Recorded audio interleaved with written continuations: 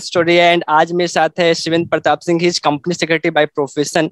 And अभी Shivendra coin switch Kuber में अपनी कंपनी सेक्रेटरी की मैंडेटरी इंटर्नशिप कर रहे हैं। इससे पहले इन्होंने टीएमएफ ग्रुप में अपनी ट्रेनिंग कंप्लीट की है। सो ये स्टोरी ऑल सीएस कम्युनिटी के लिए बहुत इंपॉर्टेंट होने वाली है। और इसके अलावा जो स्टूडेंट सीएमए कर रहे हैं या फिर सीए कर रहे हैं उनके लिए भी इंपॉर्टेंट है, because most of the student law के सब्जेक्ट में सबसे ज्यादा प्रॉब्लम फेस करते हैं। तो शिवेंद्र अपने ट्रिक्स बताएंगे जो उन्होंने कंपनी सेक्रेटरी में यूज किया है, because most of the subjects company secretary में लॉ से रिलेटेड है एंड थ्योरेटिकल सब्जेक्ट्स है। तो सारी टिप्स एंड ट्रिक्स वो हमारे साथ शेयर करने वाले हैं, जिसको आप फॉलो करके अपने सीएमए एंड सीए के एग्जाम क्लियर कर सकते हो। सो हाय शिवेंद्र, कैसे हो आप? Hey, hi Rohan. So first of all, Rohan, thank you for having me here. Welcome. मैं बहुत अच्छा हूँ। सो बहुत अच्छा लगा आपने मुझे ये मौका दिया ताकि लोगों के साथ अपनी स्टोरी शेयर करने का और साथ में लोगों को कुछ हेल्प करने का, so that they can clear their law exams. So basically specially अगर आप मतलब सीएमए में क्या है, प्रैक्टिकल सब्जेक्ट्स ज्यादा है, तो बच्चे थ्योरेटिकल सब्जेक्ट्स में बहुत ज्यादा चैलेंजेस फेस करते हैं। एंड आप ऑलरेडी सीएस हो, तो सीएस में इतने मैंने देखा, खुद भी सीएस का लॉ का सिलेबस बहुत ज्यादा वाइड है। तो आप अपने Yes. ट्रिप से बच्चों को हेल्प कर सकते हो। सो हम अपनी सेशन को स्टार्ट करते हैं। सबसे फर्स्ट क्वेश्चन मेरा होता है कि आप कॉमर्स से आपने 12th में क्वालिफाई किया, 12th के बाद आपके पास बहुत सारे ऑप्शंस होते हैं, तो आपने CS as a Yes. Career क्यों चूज किया? क्या ऑब्जेक्टिव रहा होगा उस समय आपको सीएस चूज करने का? तो रोहन, 12th पास करके बेसिकली हमारे पास 3 ऑप्शंस होते हैं। तो सबसे टॉप के ऑप्शंस होते हैं सीएस, सीए एंड सीएमए। तो बेसिकली मुझे इतना नॉलेज नहीं था ना सीएस के बारे में, ना ही सीए और सीएमए के बारे में। तो जो हमारे कॉमर्स के टीचर थे क्लास 12th में, सो उन्होंने कहीं एडवर्टीजमेंट देखी थी न्यूज़पेपर में अबाउट सीएस। सीएस क्या होता है, सीएस कैसे, मतलब सीएस की पढ़ाई कैसे करते हैं, एलिजिबिलिटी क्या होती है, सीएस क्या करता है। तो सबसे पहले, और I was very good in theory in class 12th and 11th। And तो उन्होंने मुझे सबसे पहले सीएस सजेस्ट किया था कि you can go for CS, तुम सीएस कर सकते हो, तुम ट्राई करो एक बार, क्या होता है उसके बारे में पता करो। तो वहां से मुझे बेसिक आइडिया मिला सीएस के बारे में, थोड़ा वहां से इंटरेस्ट आना स्टार्ट हुआ। देन फिर मैंने थोड़ा उसके बारे में रिसर्च करी। मेरी कजन सिस्टर है, मैंने उनसे पूछा, तो उन्होंने बताया सीएस इज गुड। उस टाइम पे सीएस के बारे में, जहां से मैं बिलोंग करता हूँ, लोगों को कोई आइडिया नहीं था कि सीएस क्या होता है, क्योंकि बहुत ही नई चीज थी सीएस। लोग सीएस बोलो तो लोग सिर्फ सीएस कंप्यूटर साइंस ही समझते थे उस टाइम पे। तो फिर वहां से थोड़ा रिसर्च करा, थोड़ा पता करा सीएस क्या होता है, सीएस की पढ़ाई कैसे होती है, सीएस क्या करता है बेसिकली। तो वहां से फिर मेरा इंटरेस्ट बनना शुरू हुआ। मुझे थ्योरी में और लॉ में पहले से भी इंटरेस्ट था, मुझे लॉ पढ़ने में बहुत मजा आता है। मैं मतलब मुझे आप लॉ मुझे 24 घंटे दे दो, आई कैन रीड लॉ 24/7 में पढ़ सकता हूँ लॉ। मुझे ये कभी भी बहुत अच्छी बोरियत बात नहीं है। होती लॉ पढ़ने में। तो वहां से थोड़ा सीएस के बारे में इंटरेस्ट मेरा क्रिएट हुआ। मेरा एक और फ्रेंड है 12th में, he was good in practical. तो मेरे कॉमर्स टीचर ने मुझे सीए सजेस्ट किया, उसे सीए सजेस्ट किया। तो he is now a CA and I am a CS. तो हमने साथ में ही प्रिपरेशन स्टार्ट करी थी, सीएस और उसने सीए की। एंड देन फिर वहां से धीरे धीरे हमने पता करा फाउंडेशन, एग्जीक्यूटिव और प्रोफेशनल लेवल, एंड देन वहां से वो शुरू हुआ। ग्रेट।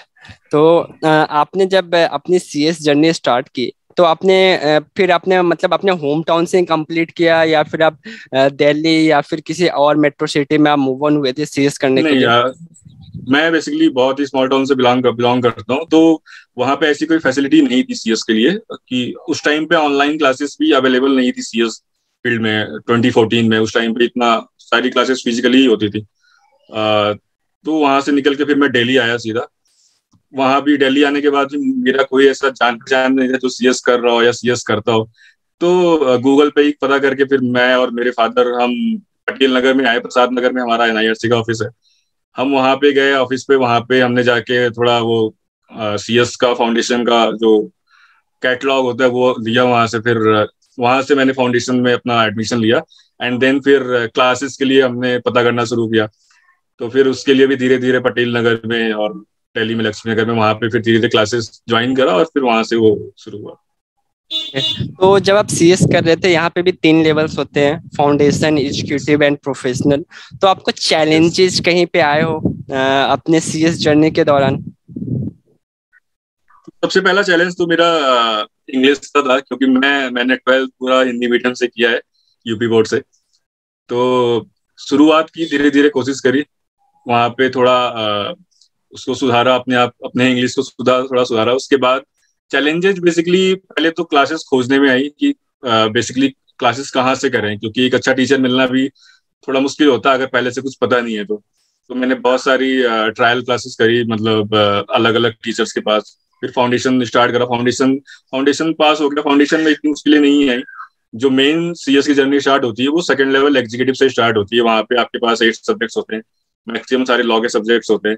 तो फिर वहां से भी आपको देखना होता है कि कौन से क्लास के लिए, कौन से सब्जेक्ट के लिए कौन सा टीचर बेस्ट है, क्योंकि फिर जो बेसिक नॉलेज, बेसिक जो होता है वो आपका स्टार्टिंग में जब आप क्लास करते हो वहीं से बिल्ड होता है, स्पेशली जब आप फाउंडेशन पास करके जब एग्जीक्यूटिव में जाते हो। तो फिर वहां से भी क्लासेस के लिए भटकना शुरू किया। मेरे फाउंडेशन के कुछ फ्रेंड्स थे 6-7, फिर हमने साथ में ही क्लास ज्वाइन करी। बट वो भी बाद में फिर जहाँ पे हमने ज्वाइन करा था वहां पे भी टीचर्स हमारे चेंज होते गए, 2-3 सब्जेक्ट के, मतलब हर एक 2-2 महीने पे टीचर वो चेंज हो गए। तो फिर थोड़ा सा वहां पे बेस भी हमारा हिल गया एग्जीक्यूटिव में। तो इस तरह से काफी सारी चीजें फेस तो करनी पड़ी, क्योंकि आप बोलो बोलो। काफी सारी चीजें फेस करनी पड़ी क्योंकि कोई ऐसा बताने वाला नहीं था, कोई गाइड करने वाला नहीं था उस टाइम कि कहाँ से क्लासेस करनी है, कौन से टीचर से क्लासेस करनी है। या ये होता है, ये हर एक प्रोफेशन में होता है, मेरे साथ भी सीएमए के टाइम में हुआ था। अ, तो जब आप सीएस इंस्टीट्यूट में थे तो आपके उसमें कितने अटेम्प्ट्स लगे थे और क्या रीजंस थे इसके अलावा, क्लासेस के अलावा, और आपने उसको कैसे फेस किया और किस तरीके से फिर से आपने प्रिपरेशन करके और एग्जाम क्वालिफाई किया?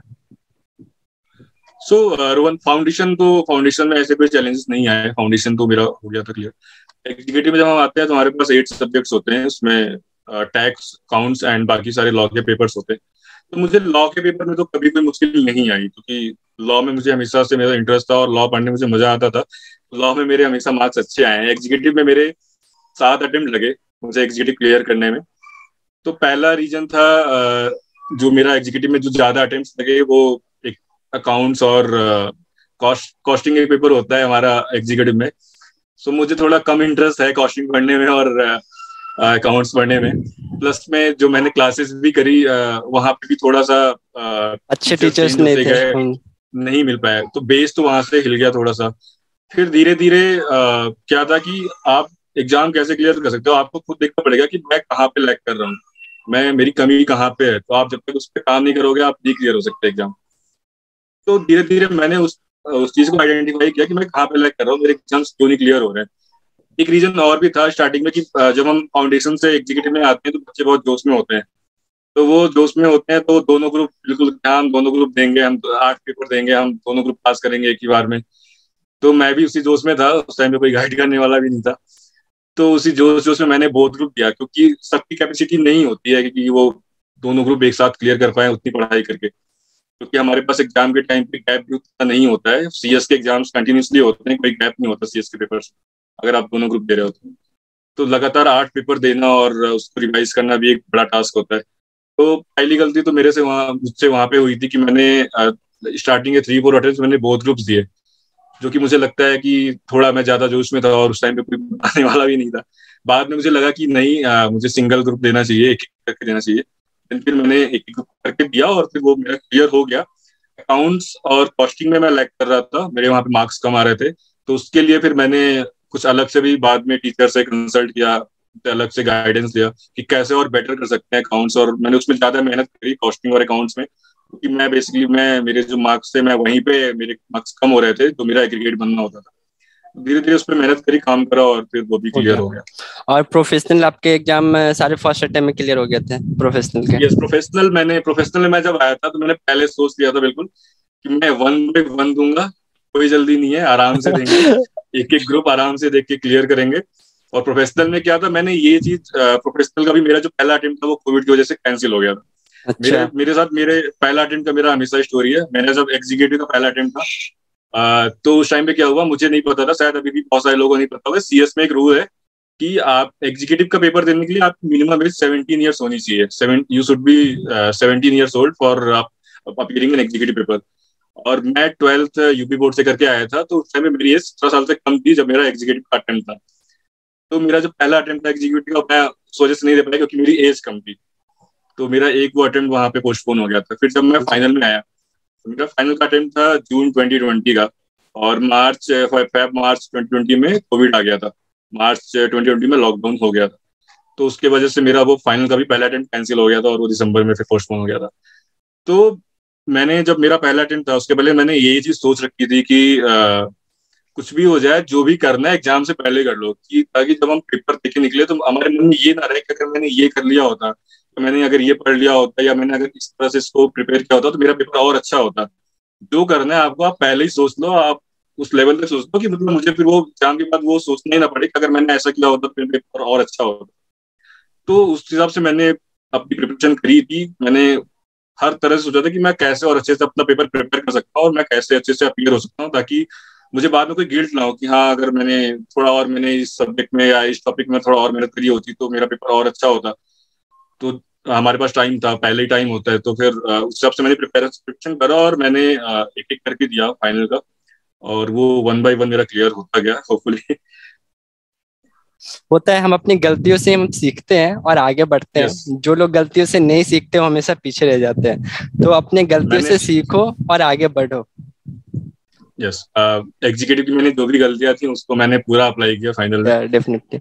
सो हमें एक आप ये बताओ, लॉ के लिए जैसे बहुत सारे स्टूडेंट हैं, लॉ में क्या ऐसे आप ट्रिक्स यूज करते हो जिसकी वजह से आपको लॉ में कभी डर ही नहीं लगा कि लॉ का पेपर भी मेरा डिफिकल्ट या बेकार जाएगा? क्या स्ट्रेटेजी रहती है आपकी लॉ में? लॉ के पेपर में पहले तो जो लॉ का पेपर होता है, मैं तो सबको यही एडवाइस करता हूँ कि पूरा 100 मार्क्स अटेम्प्ट करो, पेपर एक भी नंबर छोड़ के मत आओ लॉ के पेपर में। अगर आपको सपोज आपको कोई आंसर नहीं आता है, तो आपको उस क्वेश्चन के में जिस भी टॉपिक के बारे में पता है आप लिख के आओ, बट आप उसको छोड़ के मत आओ, आप जरूर कुछ ना कुछ लिख के आओ और मार्क्स मिलते हैं। ऐसा नहीं है कि आप कुछ भी लिख दो, थोड़ा आप रिलेटेड ही लिख के आओ बट जरूर लिख के आओ। दूसरा, लॉ में क्या है कि आपकी लॉ की पढ़ेगा, आपको आप रट नहीं सकते लॉ को, आपको लॉजिकली पढ़ना होगा लॉ को। आपको ये सोचना होगा कि अगर ये सेक्शन में जो लिखा है वो क्यों लिखा हुआ है, उसके पीछे क्या स्टोरी होगी, उसका रीजन क्या है। अगर आप उसको लॉजिकली पढ़ोगे तो आपको कभी बोर नहीं होगा लॉ पढ़ने में, आपको मजा आएगा लॉ पढ़ने में। अगर आप उसको रटने लगोगे तो आप रट नहीं सकते लॉ को। लॉ बहुत बड़ा है, 470 सेक्शन है कंपनीज एक्ट में, आप रट नहीं सकते, आप इतना रिकॉल नहीं कर सकते एग्जाम में।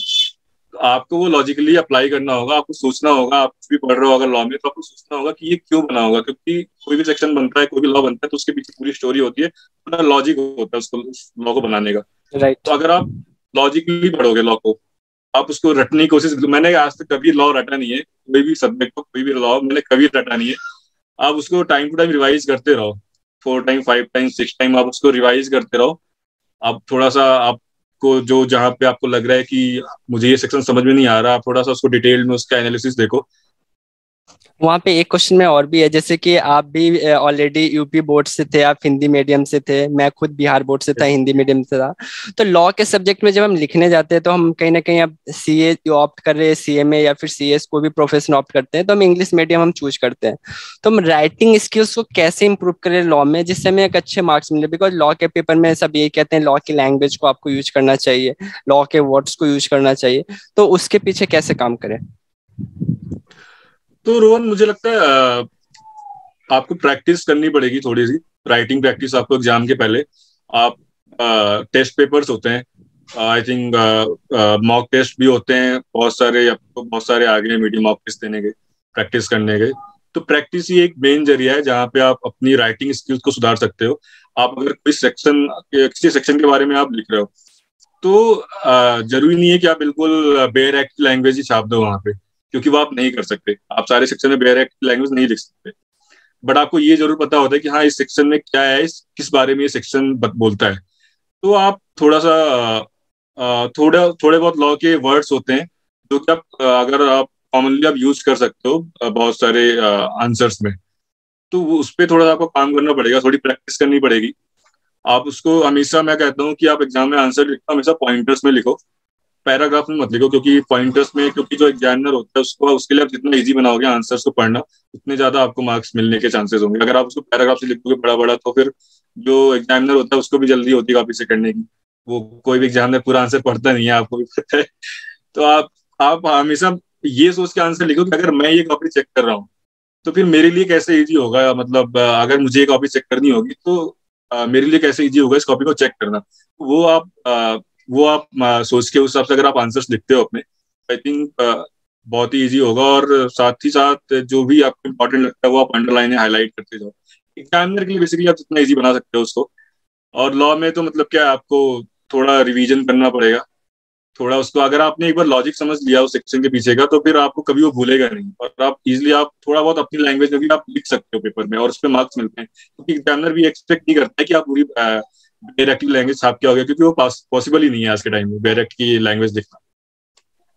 सो नेक्स्ट क्वेश्चन मेरा ये है कि आपने जब अपनी सीएस की इंटर्नशिप आपने स्टार्ट की, पहले आपने टीएमएफ ग्रुप में आपने अपनी इंटर्नशिप की थी, राइट? तो आपने यस। सीएस की इंटर्नशिप कैसे फाइंड आउट किया? तो बिकॉज बहुत सारे स्टूडेंट होंगे जो सीएस कर रहे होंगे, इस वीडियो को देखेंगे, तो उनके लिए थोड़ा सा टिप्स दो। इंटर्नशिप कैसे फाइंड आउट करना है, उसके इंटरव्यू क्वेश्चंस कैसे होते हैं, उसका कैसे प्रिपरेशन करना है, वो सारी चीजें। सीएस इंटर्नशिप फाइंड आउट करने के लिए आपको इस टाइम पे तो सबसे ज्यादा जो सोशल मीडिया प्लेटफॉर्म्स हैं जितने भी, फेसबुक हैं, फेसबुक में बहुत सारे ग्रुप्स हैं जो कि मतलब वैकेंसीज पोस्ट ही करते रहते हैं, डेली वैकेंसीज पोस्ट करते हैं। व्हाट्सएप ग्रुप्स हैं, लिंक्डइन पे। मुझे लगता है कि हमारे प्रोफेशन के लिए बच्चों को लिंक्डइन पे एक बहुत ही अच्छा प्लेटफॉर्म है। लिंक्डइन यहाँ पे आप आ, लोग क्या करते हैं कि लिंक्डइन पे पोस्ट कर देते हैं, और वो वैकेंसीज कहीं और पोस्ट नहीं होती, डायरेक्टली वहीं से ही वो अप्लाई कर देते हैं। लिंक्डइन पे जो कंपनीज के जो पेजेज होते हैं लिंक्डइन पे, वहाँ पे एक सेक्शन होता है जॉब्स का। बहुत सारी कंपनीज डायरेक्टली वहाँ पे भी वैकेंसीज पोस्ट करती रहती है। प्लस में आप एमसीए से आप ईमेल आईडी निकाल सकते हो, जो भी उस आप टॉप 500 कंपनीज आप फाइंड आउट कर लो कि हाँ मुझे यहाँ यहाँ जाना है। आप एक ईमेल बॉडी बना लो, अपना अच्छा रिज्यूमे बना लो, उसके बाद आप ईमेल आईडी निकाल सकते हो जो भी कंपनी के एक सीएस होंगे या जो भी होंगे। अगर लिस्टेड कंपनी है तो उसके सीएस का आप ईमेल आईडी आराम से निकाल सकते हो। आप सीधा उनको मेल करो, आप अप्रोच करो। अगर वो सोच भी रहे होंगे कि हाँ हमें एक ट्रेनिंग हायर करना है, तो अगर आप वहाँ, तो वो फिर आपको सबसे पहले वो अप्रोच करेंगे। साथ में आप वैकेंसीज जहाँ भी निकलती हैं वहाँ पे आप अपने रिज्यूमे डालो। आप खुद के बारे में एक छोटा सा बॉडी बना के आप पोस्ट करो हर जगह, फेसबुक ग्रुप्स में, व्हाट्सएप ग्रुप्स में, that my name is this, मुझे ये ट्रेनिंग चाहिए, मैं मेरा ये लोकेशन है। तो इस हिसाब से मुझे लगता है कि ट्रेनिंग फाइंड आउट आप कर सकते हो। मुझे टीएमएफ में जो मिला था, मैंने फेसबुक के ग्रुप्स में ही पोस्ट किया था कि मेरा ये नाम है, मेरा ये एक्सपीरियंस है, मुझे ऐसे ट्रेनिंग चाहिए। मैंने सीएफएम में भी 2-2.5 साल उसके पहले काम किया था, तो उसका भी मुझे थोड़ा एडवांटेज मिला ट्रेनिंग फाइंड आउट करने में। क्योंकि कहीं भी आप बड़ी कंपनी हो या कंसल्टेंसी हो, वो चाहते हैं, मतलब थोड़ा वो प्रेफर करते हैं कि अगर आपको थोड़ा बहुत आपको काम आता है, अगर आपने 1-2 महीने 3 महीने कहीं पे थोड़ा बहुत सीखा है, या आपने कोई कोर्स करा है सर्टिफिकेशन में, टैली में या फिर वर्ड में या एक्सेल में, तो टीएमएफ का मुझे वहां से मिला था। मुझे वहां से अप्रोच हुआ था टीएमएफ का, मैंने फेसबुक ग्रुप्स में पोस्ट करा था। एंड उसके बाद से फिर इंटरव्यूज हुए। इंटरव्यूज का क्या होता है, आई थिंक इंटरव्यू के लिए कुछ जो कॉमन क्वेश्चंस होते हैं, लाइक जो भी रिसेंट अमेंडमेंट्स होते हैं कंपनीज एक्ट के, या फिर सेबी के, या अदर एक्ट्स के, जो भी रिसेंट अमेंडमेंट्स होते हैं लास्ट के 2-3 मंथ्स के, उससे आप पूरी तरह अपडेटेड रहो। कंपनीज एक्ट के अमेंडमेंट्स तो आप एमसी की वेबसाइट पे जाके आप देख सकते हो, नोटिफिकेशन में 1 by 1 वो आता है। तो रिसेंट अमेंडमेंट्स तो मोस्ट इंपॉर्टेंट है। ये एक बहुत ही कॉमन क्वेश्चन है, हर एक इंटरव्यू में इंटरव्यूअर पूछता है कि आप रिसेंट अमेंडमेंट्स बताओ क्या है इस एक्ट में।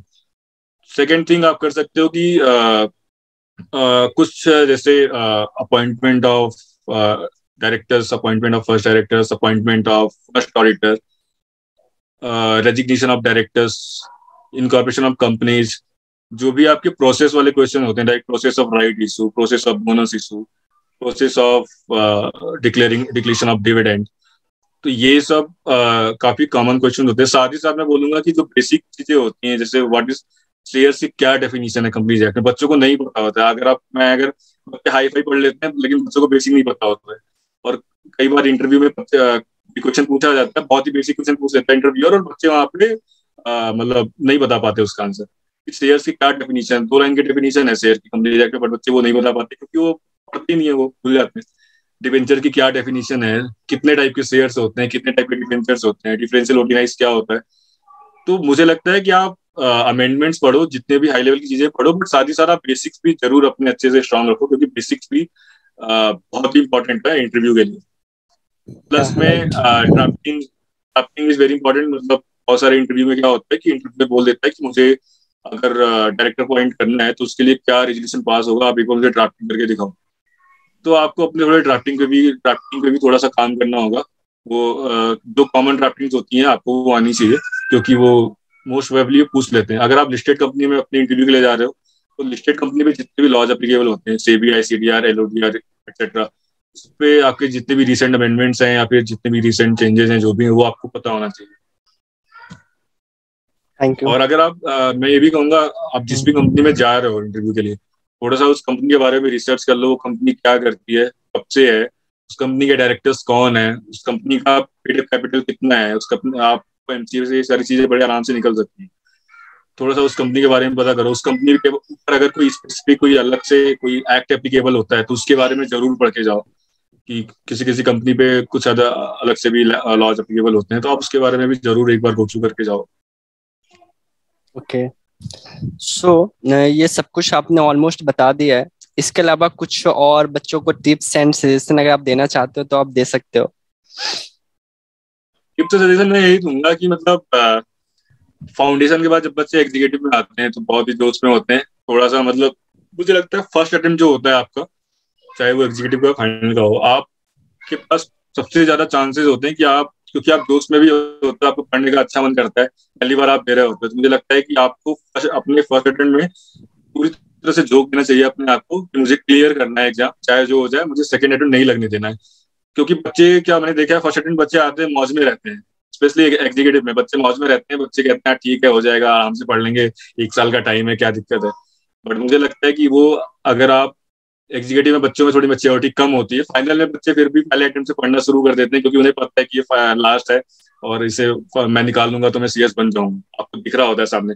बट एग्जीक्यूटिव में बच्चों को वो दिख नहीं रहा होता, बच्चे फाउंडेशन से आते हैं, बिल्कुल नए नए सीएस में आते हैं। तो अगर आप एग्जीक्यूटिव में आते हो तो आप अच्छे से पढ़ाई करो। आप ये देख लो, एग्जाम में अपीयर होने से पहले आप ये हर तरह से सोच लो कि मतलब कैसे मुझे प्रिपरेशन करनी है। मतलब एग्जाम देने के बाद मेरे मन में ये नहीं आना चाहिए कि मुझे यहाँ पे काम करना चाहिए था या मुझे ये भी पढ़ना चाहिए था। अगर आपके मन में ये आता है एग्जाम देने के बाद, इसका मतलब है कि आपने पूरी तरह से प्रिपरेशन नहीं करी है, आपने अपना पूरा 100% नहीं दिया है। अगर आप राइट। एग्जाम देने के बाद अगर आपके मन में ये चीज आती है, तो टेस्ट सीरीज दो। मैं तो सबको बोलता हूँ कि मॉक जो टेस्ट सीरीज होती है, आप जरूर आप टेस्ट सीरीज दो एग्जाम के पहले, बहुत हेल्पफुल होते हैं वो। बहुत सारी अच्छी अच्छी टेस्ट सीरीज हैं जहाँ पे आपको अपनी आपके आंसर्स राइटिंग की कमी के बारे में पता चलता है। तो और सेकंड थिंग मैं ये बोलूंगा, लॉ के पेपर में स्पेशली पूरा 100 मार्क्स अटेम्प्ट करो, कुछ मत छोड़ के आओ। ट्राई करो कि पूरा का पूरा पेपर अटेम्प्ट करो, क्योंकि आपको मार्क्स मिलते हैं अगर आप थोड़ा बहुत भी लिख के आते हो, क्योंकि एक नंबर भी मैटर करता है सीएस और सीएमए जैसे पेपर्स में। 1 नंबर 2 नंबर से भी आप फेल हो जाते हैं। राइट। तो आप कुछ भी छोड़ के मत आओ। आप ट्राई करो पूरा अटेम्प्ट करने का, आप टेस्ट सीरीज दो, आप प्रैक्टिस करो, आप अच्छे से पढ़ाई करो। और बस ये मन में रखो कि मतलब ठीक है, सारे मजम बनने के बाद भी कर सकते हैं, जब पढ़ने का टाइम है तो पढ़ाई। बस बिल्कुल सही बोला आपने।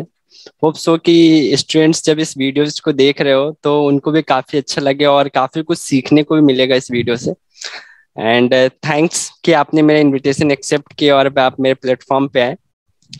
एंड फिर से हम मिलेंगे किसी नेक्स्ट टॉपिक पे, बिकॉज मेरा एक और प्लानिंग है कि मैं सीएस के ऊपर एक काफी अच्छी सी वीडियो बनाऊं, जिससे जो भी स्टूडेंट कंपनी सेक्रेटरी को एज ए कैरियर ऑप्ट करना चाहते हैं वो उस वीडियो के बाद जरूर कर सकते हैं। So I will connect you later for this. Thank अरे बिल्कुल। तो thank you so much Rohan for inviting me here. तो वेलकम। आई होप कि जो भी मैंने बताया वो थोड़ा बहुत हेल्पफुल हो पाया, जो भी बच्चे अभी सीएस दे रहे हैं या सीएस या करने का डेफिनेटली सोच रहे हैं। मुझे तो लगता है बहुत हेल्पफुल होगा। And thanks and bye, best of luck for your future and best wishes from my side कि यू विल अचीव ऑल जो भी आप सोच रहे होगे, सब कुछ आपको आपके लाइफ में मिले। Thank you Rohan, thank you so much, means a lot. One second.